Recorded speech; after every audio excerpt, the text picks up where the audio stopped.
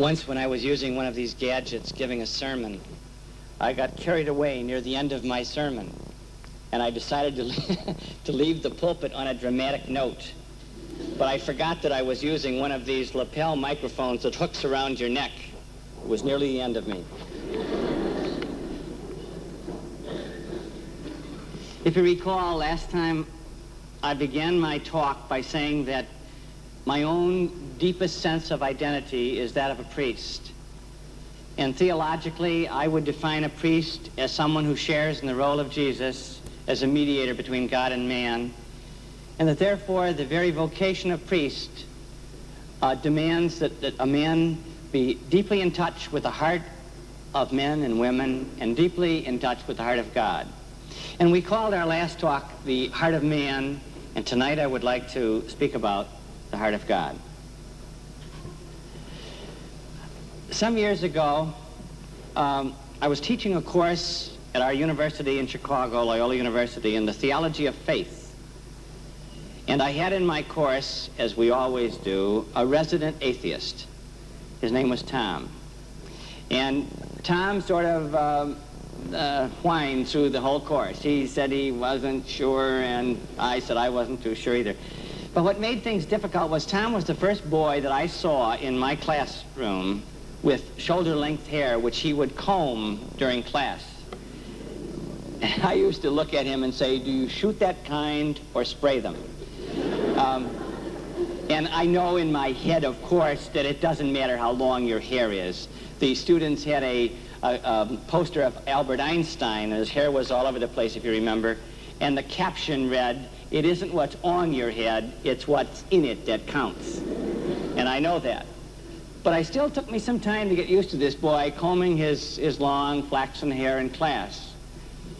At the end of the course, when Tom came up to turn in his final exam, he said, "Father, do you think I will ever find God?" And I said, no, I don't. And he said, "Oh." He walked about 10 steps away, and I said, "Tom," "Yes, but I'm sure he will find you." He said, "Oh." And he walked out, and I thought, you missed my line. That was a zinger, you know? And you missed it, dum-dum. But he was gone, and later I heard that Tom was graduated, and then I heard that Tom had cancer. And not long ago, he came into my office, and all that long hair had fallen out because of his chemotherapy treatments, and he was very thin, but his eyes were glistening, and that troubled look that he always had on his face during the Theology of Faith course seemed to be replaced by a look of content. And I said, "Tom, I hear you're sick." And he said, "Cancer in both lungs is pretty sick, isn't it, Father?" I said, "Do you have cancer in both lungs, Tom?" He said, "Yes, I do." I said, "Can you talk about it?" "Yes, sure." "Tom, what's it like to be 24 years old and dying?" "Oh," he said with a smile, "it could be worse." And I said, "Like what?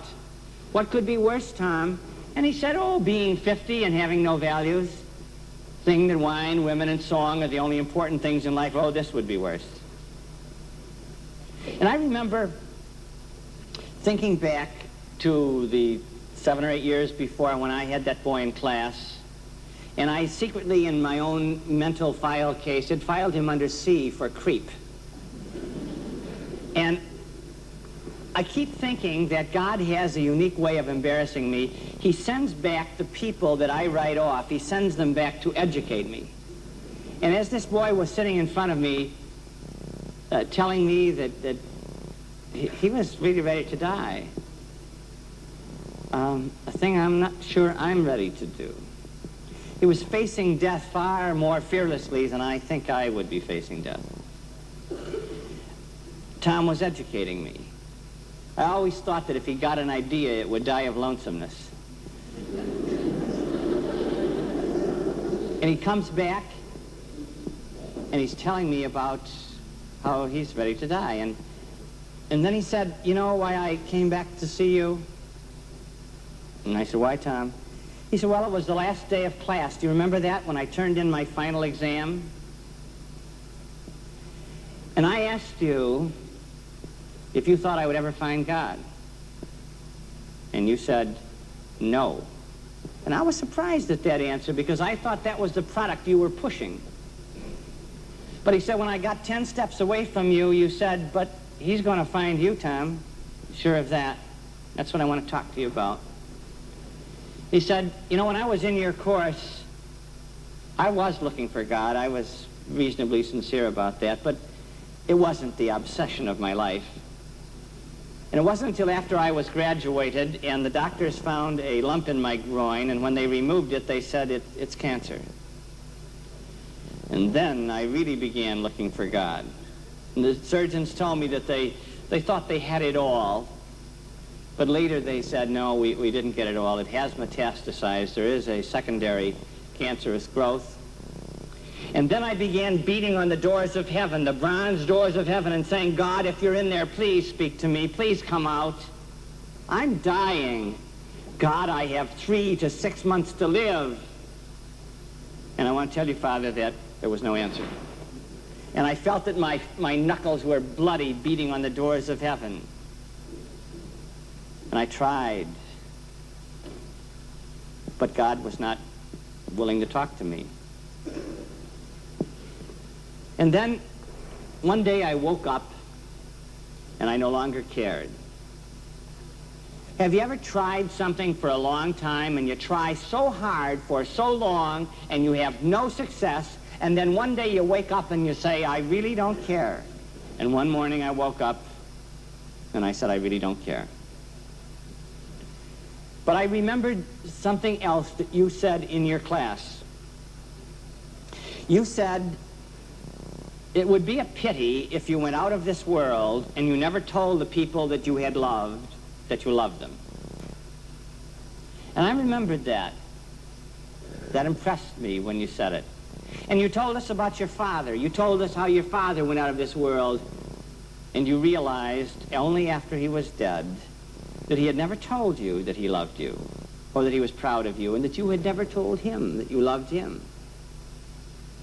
And I remember feeling very sad for you. And so I went to my father, and I thought, oh, this is going to be hard. And my father was sitting there with a newspaper, and I said, Dad, and he said, what? And I said, Dad, I want to tell you something. He said, well, tell me.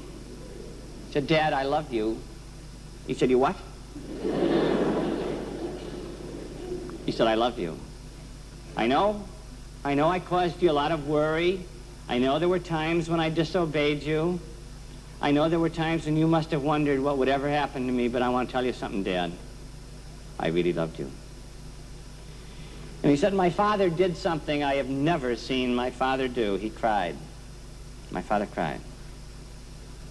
And then he did something that was even more unexpected than the tears. He stood up and he hugged me. My father hugged me. And you have to understand how undemonstrative my father is to know what a moment that was in my life. My father hugged me. And you know what we did? We stayed up. We stayed up and we talked almost all through the night. It was the first time I ever really talked to my father about things that matter, about the deep things inside of both of us. And he told me he loved me too. And then I went to my mother. It was the same thing. And even to my little brother cried too. I told him, kid, I know I pushed you around. I know I wouldn't take you with me when I went out. I know, but listen, what I want you to remember when you think of me in some year to come, remember that I loved you. All I ask of you is forever to remember me as loving you. And then he said, Father, one day while I was in this process, I turned around and there was God. There was God. There was the God that wouldn't come to me. There was the God that didn't speak to me, the elusive God who didn't seem interested in me. He was there. He was filling my life. And I was praying to him, and he was responding to me. And he was preparing me to die. He was canceling out all my fears. that's what I wanted to tell you. And I remember sitting there and saying, Tom, I think you're telling me something much more universal than just your experience. I think you're telling me something about the way that we must really find God. And he said, I know. I am telling you something more universal. He said, when I was telling God, come on, God, come on, I have 3 to 6 months to live, what I was really saying to him is, you have to be on my timetable. All those years that I was willing to let you wait in the wings of the stage so that at this dramatic moment I could say, come out, you didn't do that. You didn't want to help me deceive myself that I could do that to you. You didn't want to be like a trained dog jumping through my hoop. Come on, jump through my hoop. But when I turned out of myself, when I went out to love, I found you. And I said to Tom, would you come back to my Theology of Faith course and tell that story, Tom? Because there are other kids like you who are sitting now in my present Theology of Faith course, and they need to know that. And he said, oh, I don't know if I'm ready for a classroom. So would you think about it? Would you pray about it? And would you remember, they need you. These kids need you. If I walk in there, as you once said, that's the product you're pushing. But when you walk in there, Tom, and I tell him, here's a 24-year-old kid and he's dying. The chips are down. There's no use putting on an act now. He's got cancer in both lungs. If you tell them, Tom, he said, I'll think about it. I really will. And he called me about a week or two later and he said, I'm ready for your class. And we set a date. But before that date arrived, Tom was taken to the hospital, and he died. But before he died, and there in the hospital, he said to me, I guess I'm not going to be able to tell your class. Would you tell them? It's yes, Tom. I will tell them. I'll tell them for you. Something that seems very important to me in that story is that it is when we are really willing to open up in love that God comes into our lives. That we begin to understand God when we begin to understand what it is to love. I remember, because my own parents lived more of a truce than a marriage, I remember wondering, are there any happy marriages? And then I became acquainted with a movement that is now international, the marriage encounter movement. And I began to find that this marriage encounter movement was producing people who really knew what it was to love, that the freshness of love was never lost because they were communicating in the marriage encounter. And I remember what a great consolation that was to me. But I found something else about these same people. I found that in the new discovery of each other, there was a simultaneous discovery of God. And they seemed to be telling me what Tom was telling me, that God is love. And God is found in the act of loving. God is love. Whoever abides in God, in love, abides in God.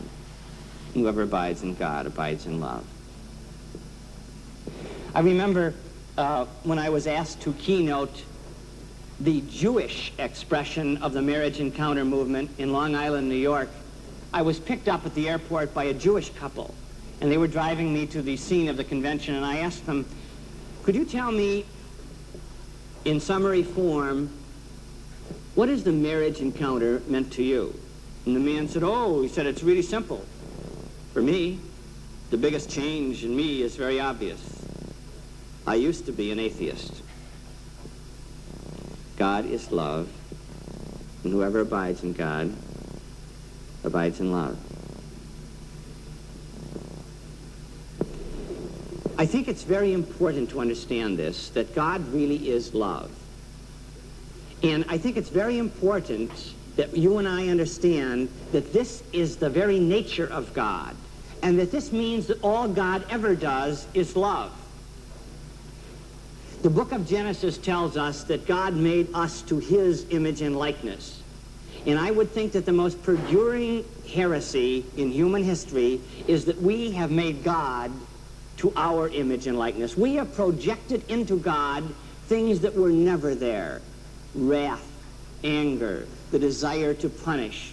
These things are not and never have been in God. God is never angry. Of course, the scriptures, even the scriptures speak about the wrath of God, but that's a figure of speech. All the scripture scholars say to be sure that you understand that this does not mean something in God. There is no anger in God. God is immutably, unchangeably loving. And that's all God ever does is love. All God ever asks is that we remember him as loving us, asking us, what do you need me to be? What would be for your greater good? Because that's what I want. I want your happiness. To really know that God is love and that God wants our happiness much more than we do. Most of us are like Francis Thompson's person in The Hound of Heaven, running from God, afraid that he's our competitor. He's going to take away from us. And God is like the sun. All he ever does is love. He sends off the warmth and the light of his love to us. And we can put a parasol over our head. We can go inside where the sun cannot reach us. We can lock ourselves in a dark dungeon. But just as the sun goes on shining, the sun does not change because we leave it. So God always loves. God is always loving, always offering us the warmth and the light of his love. The terms, the wrath of God, the anger of God, the punishment of God, all these things are very misleading terms. There's nothing like that in God. The only change that takes place in sin when we leave God, when we go away from the sunlight of God's love, is in us. God does not change. And it's very important to know this, that you can always walk back into the light, no matter what. No matter where you've been or what you've done, the sun of God's love is shining. Now, I'm sure that this is accurate theology. I'm only sorry that it isn't preached more. Because so many people, when they think of God, their image of God, their concept of God that controls their relationship with God is of a competitor, a taskmaster, a tyrant, someone who is marking us down. And I say to people, think about this. Close your eyes sometime and think about this. If God could appear to you and say one thing, what would he say? If God could make one facial expression at you, what would it be? And I'm afraid that most people think that if God had one thing to say, it would be, when are you going to shape up? And if God could make one facial expression, he would probably scratch his head and give you a pained look, as though you were a walking case of something contagious. And I'm sure God would say, I love you. Oh, I love you. I remember one time, I have a doctor friend who has a little boy who's seriously retarded. And the doctor and I were sitting out in his backyard on lawn chairs talking, and the little boy came out. And he was standing looking at me, and because he was retarded, I really didn't know what to do, whether I should say something to him or just let him take the temperature of the water himself. So the doctor and I went on talking, and the first time I talked in the conversation, the little boy jumped up in my lap. And the doctor said, did you see what he did? He came out, he watched you, he was looking at you, but even to his mind, which is not fully functioning, it's retarded, he had to hear you. And he must have heard something that was warm, reassuring, inviting, and then he knew he could come to you. He knew he could climb up into your lap. And this is what we do with everyone. You and I do this. We all want to be open and loving. We really do. We have a need to do that. But we're watching people. We watch them and we listen to them and we say, If I open up to you, will you be gentle? And I listen to you talk about other people, and if you are judgmental of others, I say, I see blood under your fingernails. And I don't want my blood there. And so I put up a mask. But we do that with one another, even within a marriage very often. They say when people don't open up, when they aren't open, it's because they think they have something to fear. And they are waiting and watching, can I be open, or will you punish me? Will you laugh at me? Will you reject me? Now, I think the same thing that we do with one another, the way we watch all the signs, we turn on this thing called intuition, we do with God. We say, God, can I feel safe with you?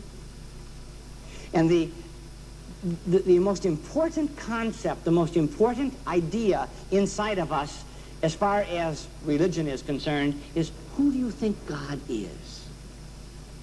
We are all accustomed to sit on the curbstones of life and have identity crises. We're saying, who am I? Who am I? And a much more profitable question is, who are you, oh my God? Who are you that you love me? Not who am I, but who are you that you love me, oh God?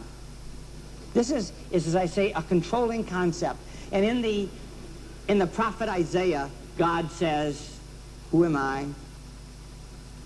I'm the one who loves you. I have loved you with an eternal love. I have always loved you, you by name. I have carved your name in the palms of my hands so I would never forget you. If a mother were to forget the child of her womb, I would never forget you. I love you. All I ask of you is forever to remember me as loving you. I think that this is so important. If I were teaching religion to little children, I would teach them this. I would drench their minds in this revelation of God. I have loved you. I have loved you. And I would wash away all the distortions, all the projections, the anthropomorphisms in which we project our angers and our wrath and our punishment into God, who is love, who is only love, who is only the shining sun waiting for us to come back when we have wandered away. I have loved you. I have always loved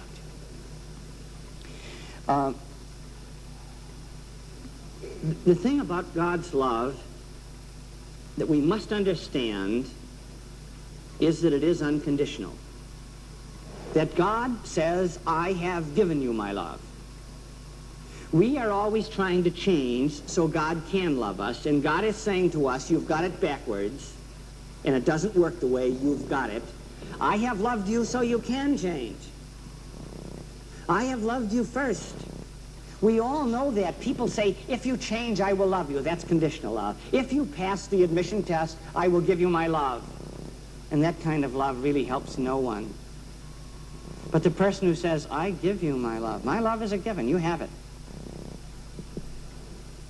And then that kind of love becomes energizing in a human being.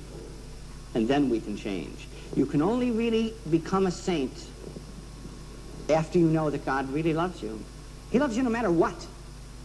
Then you have the power to change. Then you have the energies that are wasted regretting who you are and accusing yourself and destroying yourself with criticism and self-hatred. All those energies can be released into love and into growth and to give glory to God. But you've got to know He loves you.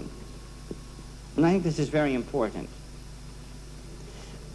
In the teaching of Jesus, when the apostles asked him, when we talk to the Father, to God, what should we call him? And Jesus said, oh, call him Abba. Abba. The Hebrew word Abba is a tender word for father, like dad, daddy, papa. Call him Abba, Jesus said.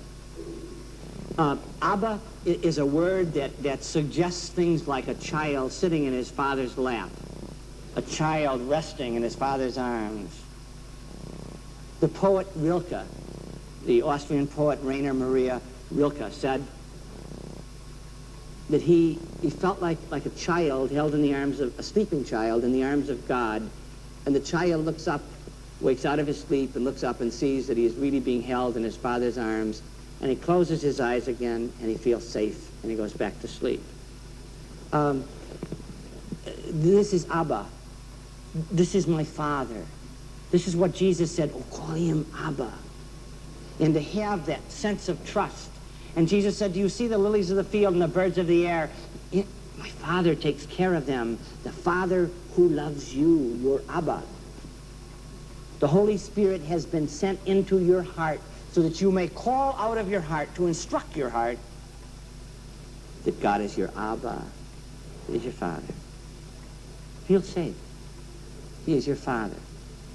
And to really let go, to really understand this unconditional love of God, this wiping out of your concept of God, those heretical concepts like anger and wrath and the desire to punish, they're not there. They're not in God. But worst of all, like the little retarded boy waiting to hear you speak so he knows he can come up and climb up into your lap, we are waiting to understand our God as Abba before we go running to him. In the head of the book, it is written of me that to do your will, Abba, is all my delight. Behold, I come running. You must know that he is your Abba. He is your Father. He loves you.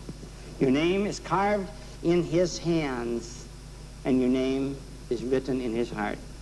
He loves you. Of course, the great revelation of who God is Jesus. St. John, at the beginning of his gospel, says that God, who has kept this secret from all eternity, God is now going to reveal the secret to the world. He utters his word into the world. The word becomes flesh and dwells among us. The word of God. The word of God, that he is our Abba. That we are brothers and sisters. That the very life of God unites us as no blood ties ever could.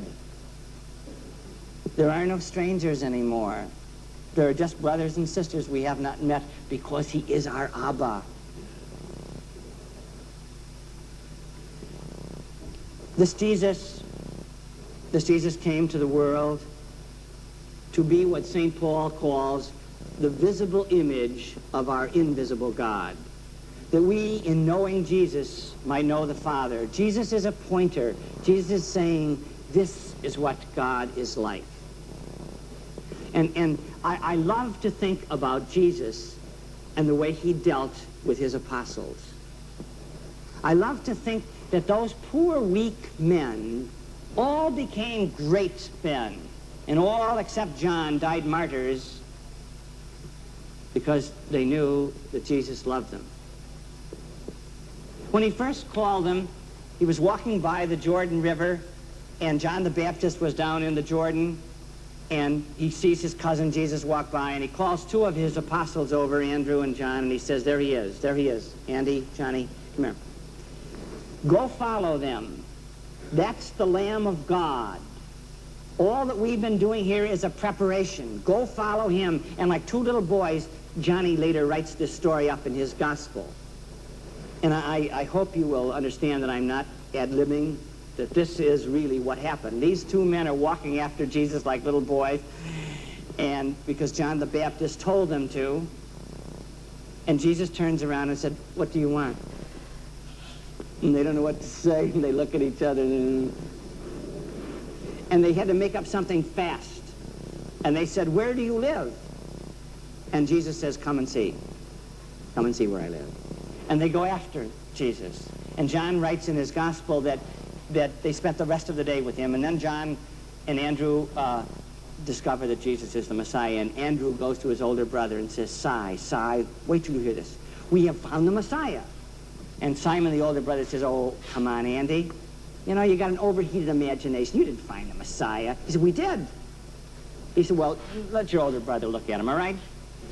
And so this poor man, Simon, he goes to Jesus, and Jesus changes his name right there and then, which to us might not be important, but to a Jew, when you change his name, you change his life. You said, I have a different destiny for you.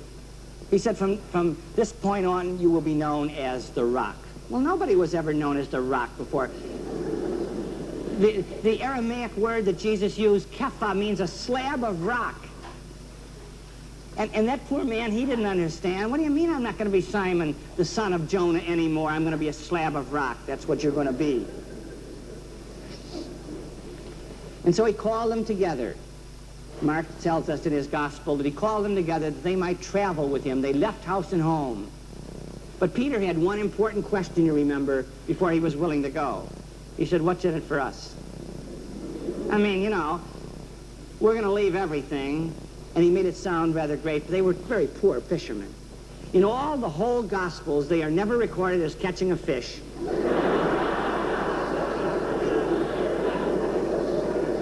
Except on the one occasion where Jesus says, lower the net here. And they say, there are no fish there. And he says, lower the net anyway. And they said, look, I mean, you're talking to a lot of old salts here. We know this Sea of Galilee like our mother's kitchen. He said, would you just try it? So they said, well, let's humor him. And they lower the net. Holy smoke, you know, the net starts to break. It's the only time they're recorded as catching a fish. Well, Peter says, what's in it for us? And Jesus is very patient. And he says, I promise you if you leave everything for me, I promise you 100-fold of joy in this life, and I promise you life eternal. And so they go, the reluctant apostles. There was Peter, the man who was supposed to be a rock, who was mostly a sand pile. You know, the fastest gum in the East. He answered rhetorical questions, always had an opinion, and most of the time was wrong. You know, after that one, after the one place where he gets off that good answer that's recorded in Matthew 16:16. Right after that, Jesus said, he predicts his passion and death, and Peter the loudmouth says, no, absolutely not. It'll never happen. And Jesus is pretty strong with him. He says, Peter, you're not thinking as God thinks, you're thinking as men think. No one's taking away my life. I'm laying it down as an act of love. Greater love than this no man has. He's pretty hard on Peter. But Peter needed someone to confront him. Peter always had an answer. And then there was the two boys, Jimmy and Johnny, the sons of thunder. Now, I think you know why they were called the sons of thunder. Because after they passed through one place where they were not very well treated, they suggested to Jesus that we burn the place down. Now, this is true now. I hope you don't think I'm just trying to entertain you. If it's entertaining, then you find the gospel entertaining. But this is in the gospel. They say, you know, let's call down lightning and thunder on this place and really burn it up. We'll show them. Jimmy and Johnny, the sons of thunder. Their mama, Salome, not the dancer, comes to Jesus, and they're pretty wealthy, you know. Zebedee's pretty wealthy. He must have a fleet of ships or something, because it's thought that they financed most of the preaching tours of Jesus and the apostles. And Mama Salome goes to Jesus, and she got Jimmy and Johnny waiting there in the wings of the stage, and she said, Jesus, when you set up this kingdom of yours, you know, you're going to need someone to take charge, right? A president and a vice president, your number 1 and 2 men. How about it? Make my boys. Make my boys your number 1 and 2 men. And they're standing there in all due modesty, grinning that we can do it, you know. And Jesus says, oh, madam, I don't think you know what you're asking. And he turns to the boy, he said, can you drink the chalice I will drink? And they said, spot on. I can do it. Yes, sir. And Jesus smiled. The sons of thunder. And then there was a fellow named Tom. Thomas is called Thomas the twin, and no twin ever shows up. So the fathers of the church, and this is true again, you can trust me, the fathers of the church said that's because he had a dual personality. He was called twin. There was Tom, the nice guy, and there was Tom, the bullhead. Tom, who never believed anything. You remember when Jesus appeared to the apostles after his resurrection, and Thomas was missing. And when he came back to the upper room, they said, Tom, Jesus is risen. He said, oh, come on. You're not dealing with some rube from the country. Oh. Tom was a bullhead. And then there was the naive Andy and Phil, who when they had 15,000 people to feed, brought up a little boy with 5 loaves of bread and 2 fish. These were the men that Jesus picked. And I have to say that everything we've been talking about was true. They were weak. And when Jesus says at the Last Supper, Peter, you're going to deny me, the rock says, not the rock. You've got to be thinking of one of the others, not the rock. He said, no, Peter, you will. Before the cock crows, you will deny me 3 times. And he says, it's absolutely impossible. The man is really confident. And there's no worse combination than being weak and confident.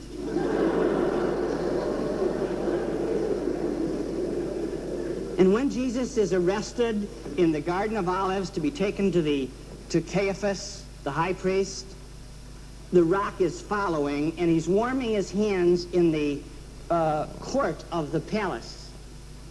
And I'm sure I understand this man.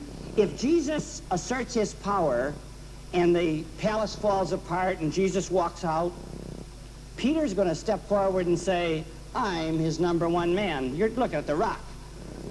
Want to talk to someone with a little authority? Talk to me. But if Jesus doesn't, if he persists in this Lamb of God reaction, Peter will say, I'm just warming my hands. Is there a law against that? And when Jesus doesn't, when he's brought out and his arms are tied behind him, Peter's in the act of denying Jesus. He's saying, I don't know who he is. And some little girl says, oh, come on, I can tell by your accent. You're Galilean. I saw you with him.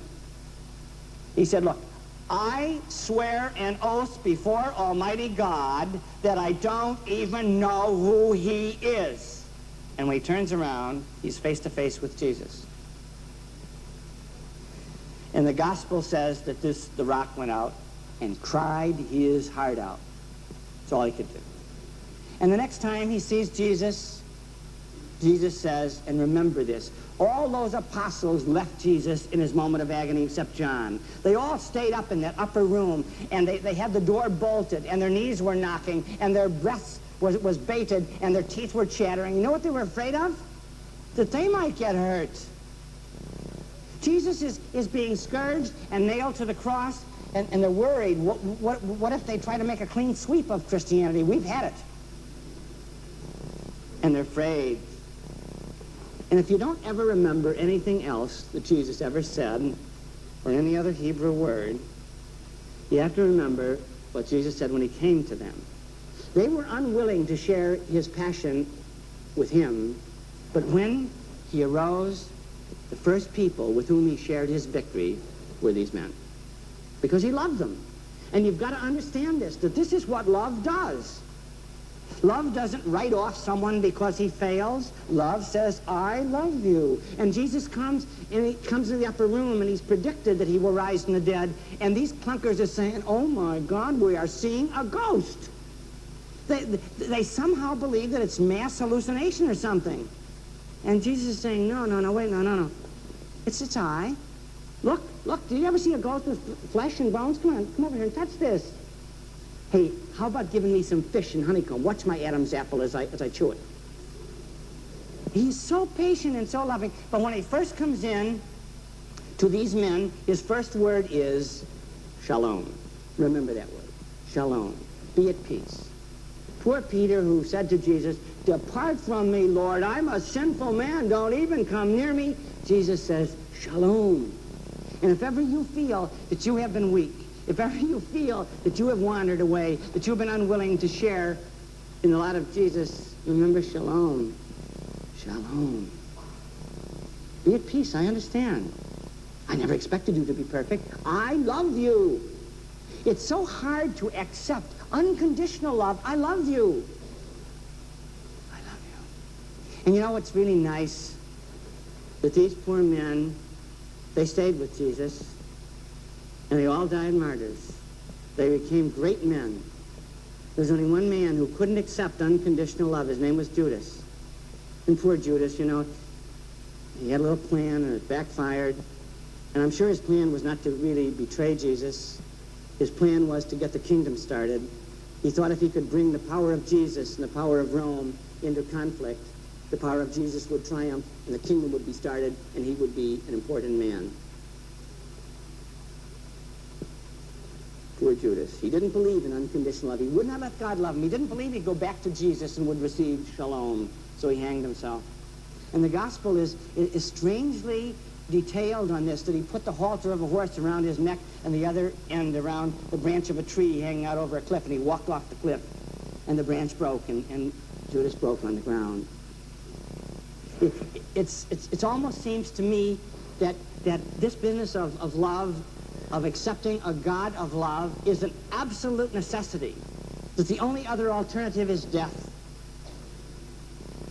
to believe in shalom. And poor Peter, who was such a sandpile, when he came to die, you know the story of Quo Vadis, that in the year 67 A.D., about 30 years after Jesus died, the persecution of Christians is going on, and Peter is walking out of Rome on the Via Appia, the Appian Way, and he meets a vision of Jesus, an apparition of Jesus, and he says, Quo Vadis, Domine? And Jesus said, I'm going back to Rome to die, and die, and die. In the lion's den, on the crosses, I'm going to die in every one of my Christians. And Jesus and Peter walked back to Rome together. And the story is that when Peter came to be martyred, they were going to crucify him, and he said, could you do me a favor? My Lord died straight up, and I'm not worthy to die in the same position. Would you crucify me head down? And there in the little chapel on the Appian Way outside of Rome, in a little church, there are two mosaics in the sanctuary. One of Jesus on his cross, and the other Peter, upside down, his throat cut, and his blood running into the ground. A great man, a great man. But his greatness was the product of Jesus' love, of Jesus' patient, constant love. When Peter denied Jesus and they meet again, Jesus asks him only one question, not why did you do it? He asks him only, do you love me? Do you love me? I don't care where you've been, what you've done. Do you love me is what's important. Do you love me, Peter? Someone wrote a little verse, a man named Ed Willock wrote a verse about all the great sinners that have been converted into saints, starting with Mary Magdalene and Peter. And the last line of this verse is, with God, your wasness doesn't matter if your isness really am. But of course, one of the most beautiful expressions of this unconditional, accepting love that knows your name, that has your name engraved in its heart, was when the Pharisees did not understand at all how Jesus could be so soft on sinners. Divine physician, I did not come for those who are well. I came for those who are sick, who need me. Don't you understand? When they pressed this question, what does God think of a sinner? What does God think of someone who has wandered away from me? Told the famous story that everyone knows of the prodigal son. And I would like you to allow me to put that in the language of our own day. I see the point of the parable as two sons living with their father on a country farm. And the young boy, we don't know what happened to him, but he's... And I please, no sermons, just cash. And so the young boy takes his inheritance that the father reluctantly gives him, and the father allows him to leave. And he doesn't look back over his shoulder. But every night the father sits on the front porch of the little farmhouse in the country waiting for his boy to come home. And the people coming in from the town look at the father and they say, some kid you got there, mister. You ought to see your little blue-eyed boy in the big city.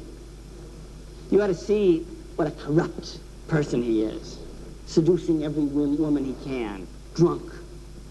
He's living it up. You should be declared Father of the Year. You have a great little boy there. But the father waits every night.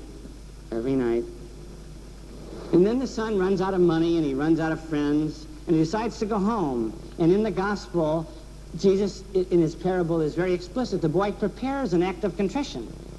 And it goes like this: I'm not worthy, Dad, to be taken back as your son. But, you know, I was really hungry. You know what I was eating?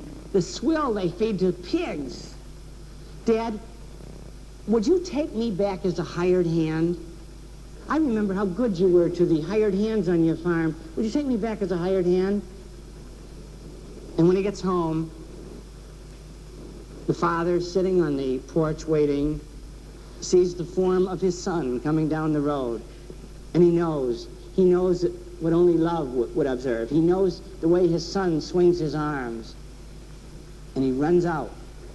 And read this carefully sometime in the Gospels. The boy starts his act of contrition, but he never gets it out. He gets out only the first line, and he's smothered in the embrace of his father. And he feels his father's sobs deep within his chest and his father's tears running down his cheek. And then he hears his father call out, "Get out the rings and the robes. Kill the fatted calf, the best one we have, and start roasting it. Get in some musicians now. I want the music makers in here. We're going to have a party to end all parties." And when the party is in full swing, the older boy comes in from the fields, and he asks one of the hired hands, "What's happening?" And the hired hand said, "The kid came home tonight." "It's my brother?" "Yep. Your little brother's home, and your dad's having a big party for him. Try that on your zither." And the older boy says to the hired hand, "You go in there and you tell my father I will never put foot in that house as long as that kid's there. Tell him." And the father comes out to his older boy and says, "What is it, son?" He said, "What is it? Are you serious? What is it? Look at this face. I'm the one who stayed here. And look at these hands. See those calluses? That's from working on this farm. Doing twice the work because he left. I was here the night he left. I was here when he told you about having had it with the chickens and crickets, that you were obsolete. I remember when he told you, no sermon, Pops, just cash. I remember that. I remember how the people coming in from the town ridiculed you. And I remember when you would go into your room at night to go to bed, and the sun went down and there was no more hope of seeing him. I remember hearing you sob. He broke your heart.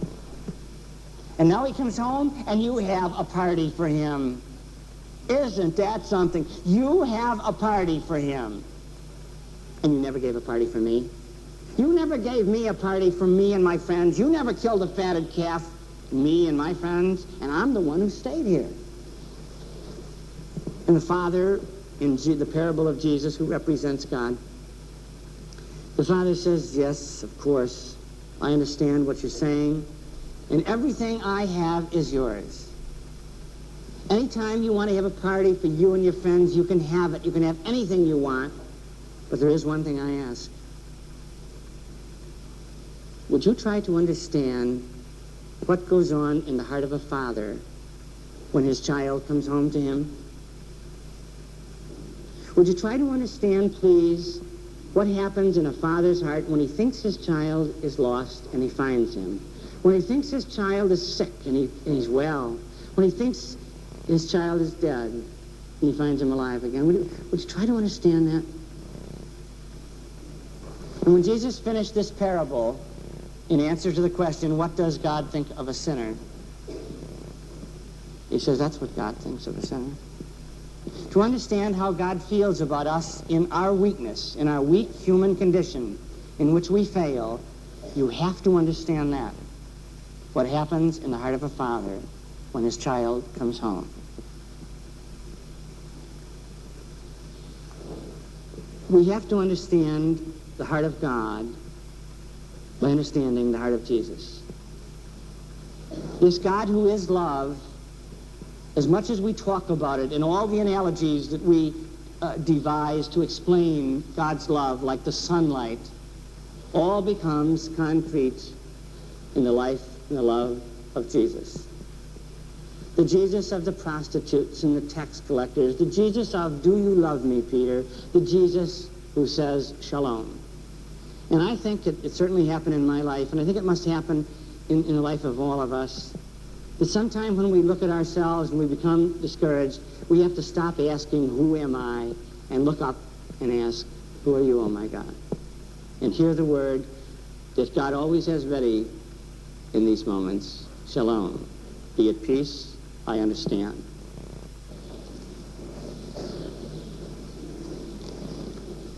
What I would like to talk about now is union with this God.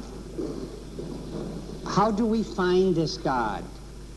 How does he find us? And it seems to me, at least, that it's very important to understand this, because we all have struggles with faith. If someone says, I have no struggles with faith, why, it's perfectly apparent to me, I think that person has never really opened to the very question of faith. This whole possibility that everything I have been saying is true is all based on God's revelation. We don't make up this God. He reveals himself to us. And his great word, his summary word of revelation is Jesus, his Son. But we must accept this God, not because we can prove it. You could never prove in a million years that the God who strung the stars in the sky and made the mountains and the oceans, that God is your tender Abba. You could never prove that. And I think sometimes when we try to convince people of faith and say, you know, you should be a believer, we are failing to recognize that faith is a gift of God. And I think this is really important. That's why there can never be an argument about faith between a believer and a non-believer. It's all a matter of experience. It's all a matter of experiencing God. And I think that we have to somehow believe that God can, inside of us, act on our minds so that we can truly say, it is true. What God has revealed in Jesus, it is true. But only when God empowers us. And I ask the students I teach in the Theology of Faith course, can God put an idea in your mind? Could God do that? Can God act internally in us, in our faculties? Because if the answer is no, if you believe that God can't or doesn't, then I don't see any possibility of faith. Because faith is not a logical exercise. You can't reason your way into faith. You can't say, I have thought the matter over and come to this decision. It's not a matter of logic. It's a matter of God touching you. It's a matter of God acting in your mind, empowering you to believe. If I were to tell you on a human level that I love you, you could never prove that. You could say, well, you act like or you don't act like you love me, but you could never prove it. The only way you could ever know that I love you is to believe me. You've got to believe me. It's something you can't prove. And when God says to us through Jesus, I love you, there is no way you can prove or disprove this. That's why some of the most brilliant people are beautiful believers, and some of the most naturally brilliant people are atheists. They're non-believers. Because it isn't a matter of intelligence. It isn't a matter of logic. It's a matter of experiencing the touch of God. And so if someone says, I don't believe, there's no apologetic of belief that can convince him, you have only to say something like, well, read the New Testament and see whether God will touch you or not. Or go away and make a retreat. Give yourself silence to explore your own inner spaces. Or reach out in love to someone else. But you must await the touch of God. God alone can make us believers. And I remember when I was a 17-year-old boy and I entered the Jesuit novitiate, I had no idea that it would be so Spartan. They dressed us up in long black cassocks, skirts, you know, and we spoke Latin all day. We called each other carissime, which if you know Latin means dearly beloved. And we knelt down on wooden kneelers for at least 3 hours a day. We all had such thick calluses on our knees that when we went in for the military physical exam, we had to take the exam, the doctor looked at our knees and asked us, "Do you shoot craps for a living?"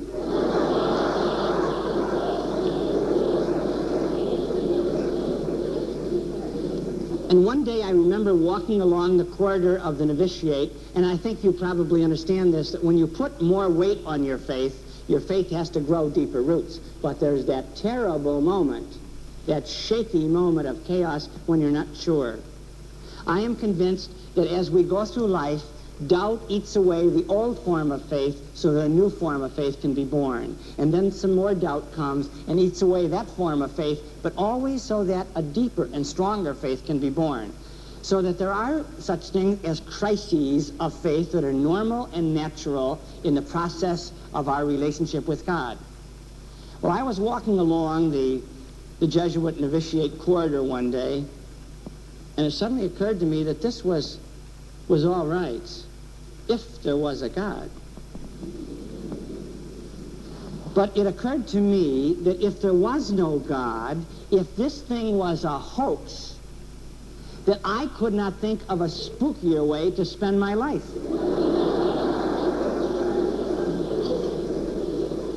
How to pour your life down a futile drain in one easy lesson. And I even thought in my mind, it may sound a bit irreverent to you, I hope it doesn't, about the possibility of Jesus really being just a nice rabbi who was crucified. And that after his death, Peter got the others together and said, "I guess it's back to the boats and nets, fellas, unless," now listen, and don't get excited, "unless he is risen." Now think about it. Just think about it. Wouldn't that be something? Now I know some good rumor starters in this community. Mrs. Goldfarb is great. And all we got to do is tell her, "We saw him, he rose." It'll be all over town. Now, this is not exactly a bad thing I'm proposing. Well, I was thinking this way in the novitiate, thinking, what if that happened? And here I am in my black skirt saying, "Carissime."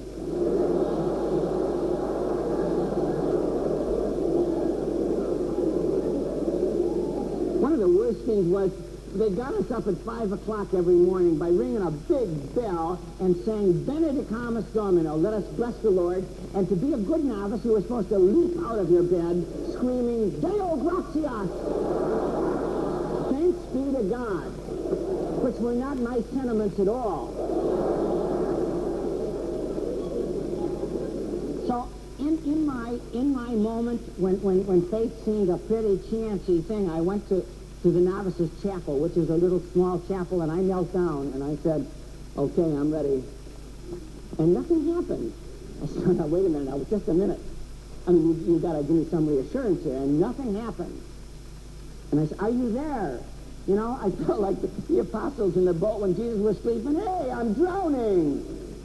And nothing happened. So I went down to the big community chapel. I figured maybe I'd get some attention down there. It's a bigger place, you know. And nothing happened there. So I went to the master novices and I said, "Father, you won't believe this. I don't even believe it myself. I've lost my faith." And he must have been trained by Carl Rogers, because he always said, no matter what you said, he always said, "Mm-hmm."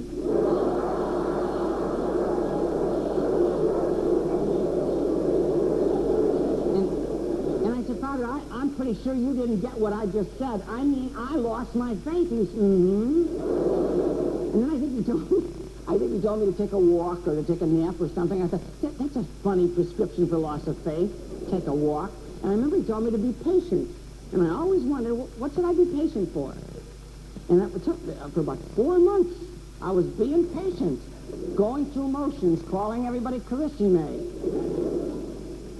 And one night I remember we had little lights on our desk, and it was in the spring of the first year of my novitiate, and there was a moth trying to get through the screen to get to the light on my desk.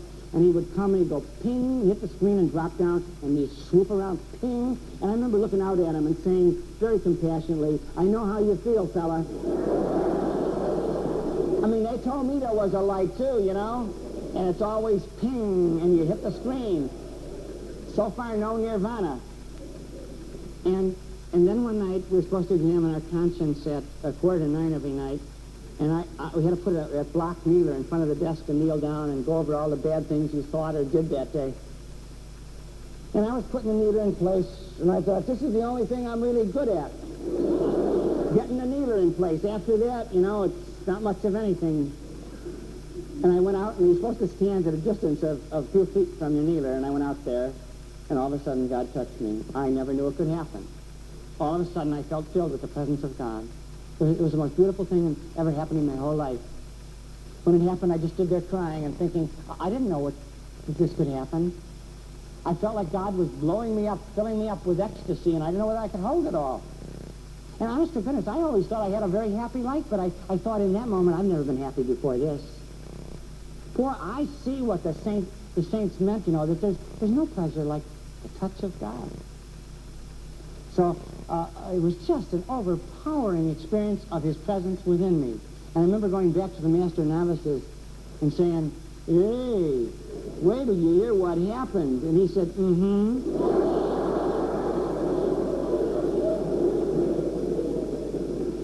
The touch of God. And I think that there are experiences of God that alone really make us believers. And I think this is really important, that to get to know this God, you must experience him. Like to really get to know another human being, you must experience that person. And so I'm much more concerned with, not with preaching ideas at people, but getting them into the place and into the frame of mind, into the openness that God can touch them. Now, what I would like to suggest to you tonight is that God's touch is much more available than maybe you think it is. One day I told my class that God speaks to me rather regularly. I figure if you're going to drop a name, drop the big one.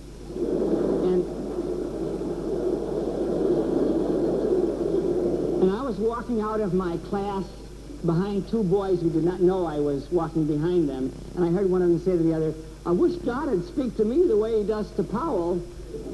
And I didn't want to interrupt because I thought they might be embarrassed. But I keep wanting to say to people, oh, I think God is much more available than we have been led to believe he is.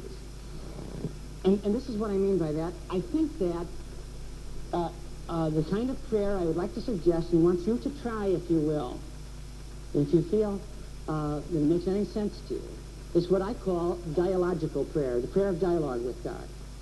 Now, when you pray this way, you go to God and you tell him first who you are.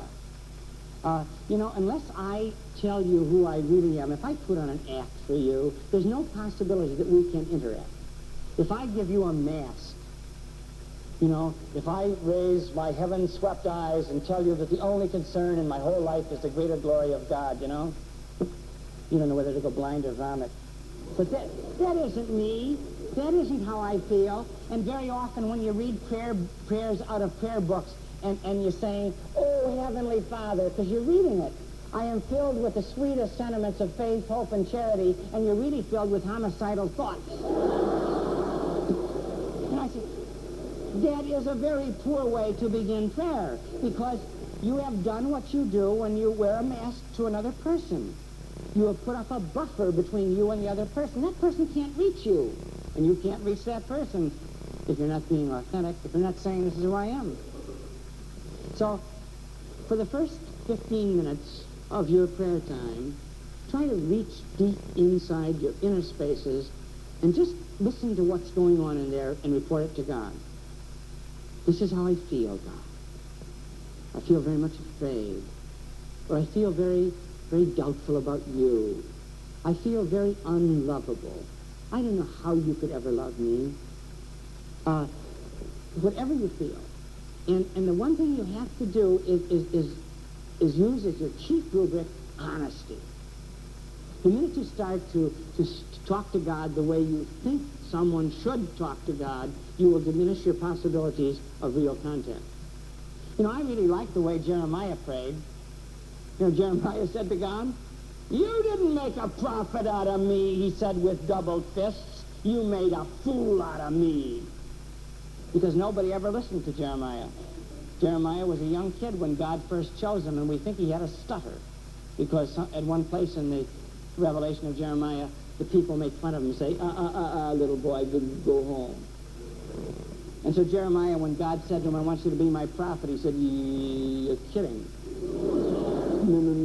Me? And God said, yes, I want you. And then nothing ever worked out right. And he said to God, you made a fool out of me. That's what you did. And I think, good. That's real prayer. Or poor old Job, sitting on the pile of manure saying, I curse the day you ever made me. I said, fine, that's real prayer. Because that's the way he feels. And God really wants you to tell him who you are. I think this is very important. I think it's like saying to God, I want you to cure my withered arm, but you're not willing to put it out there. I think it's to say, Jesus, I really want to touch the hem of your garment like that little woman who followed you, and you were in a crush of people. They were all pushing, and suddenly you stopped and you said to your apostles, who touched me? And they said, did you really ask that question? Who touched you? Everybody's touching you. He said, no, somebody touched me with a special touch, because I felt my healing power go out from me. I really need that healing power, Jesus. And in the contact of our prayer, I have to really open myself. I have to really tell God who I am before God can touch me. If I go with that mask of the sweetest sentiments of faith, hope, and charity and all that, how can he touch you? You haven't stood there naked before him. How can his healing power get through your mask? So I think it's very important, and I try to do that. I have found this very successful. And some days I sit on the edge of my bed when I get up and I say, hey, I don't feel like being a priest today. Gee, they're gonna devour me. I know that. I get paranoid. I think I know how you felt about those 9 lepers who never came back, And other days I say, hey, do I feel great today? I feel all the exhilaration of the priesthood. And I say, where are the mountains you want moved? I have my ups and downs, as everybody does. But the point is, you've got to present that person to God. And then, now, this is really important. How does God speak to us? How does God come back? I can't imagine someone really having a profound relationship with God if all he does is throw words over a wall and say, I hope you're over there. How does God speak to you? Now, this is what happens to me. Now, you may choose to debate my sanity in private, or you may think, oh, I wish God would talk to me the way he talks to him, or who does he think he is? Pay your money and take your choice. But what I think is that God has 5 ways of communicating with us. He can put an idea in your mind. He can put in your will either strength, which you've never had before, or desires. He can put into your emotions peace if you're troubled, or trouble if you're peaceful. God comes not only to comfort the afflicted, but to afflict the comfortable. It's true, he might shake you up a little, right? He can put words into your imagination. You can hear words inside of you that God has really stimulated your imagination to hear. This was the whole issue in the trial of Joan of Arc. In George Bernard Shaw's play, St. Joan, Robert says to Joan, Joni, do you hear the voice of God? She said, yes. Joan, he said, you really don't. You know what you hear? You're hearing the voice of your imagination. And she said, that's right. He said, Joan, would you make up your mind? And she said, that's the way God speaks to us. God can stimulate your imagination to hear his word. And God can stir up memories. They say that love is 50% intuition and 50% memory. That love demands a history. And God can remind you, I have loved you. Don't you see, as you remember your life, all those zigs and zags, I was loving you. All I ask is that you remember me as loving you. Now, after opening yourself to God, after really putting yourself in the presence of God by this self-disclosure, that's the primary gift of love. This is who I am. Touch me. Heal me. Please, God, send your spirit into me to illuminate whatever is darkened, to heal whatever is sick, to mend whatever is broken, to revive whatever is dead. Here I am, God. Here I am. I have a Protestant minister friend, Reuel Howe. He wrote a great book called The Miracle of Dialogue. He said, I lie for 15 minutes every day on my back, my face up to God and my arms out, and I say to him, if you have anything to say to me, I'm ready to listen. And he said, and some days God speaks to me, and it's beautiful, and some days God doesn't speak to me, and so I come back tomorrow. And that's beautiful too. But what I have experienced is that suddenly ideas will come to me. If I remain passive, if I put those antennae of reception out to God, of my mind, of my will, of my emotions, of my imagination, of my memory. And I have described this in a little book called He Touched Me. And recently a lady wrote to me and she said, I thought this was so beautiful. She said, you know, I was going to kill myself 10 years ago. I had led a bad life and I needed to die. And I wanted to throw myself into the ocean. I fantasized the ocean as the mother who would rock me forever. A warm, watery mother. When I got to the ocean at Odessa Beach, South Carolina, the ocean was a beast. It was hissing and snarling, but I knew I had to die.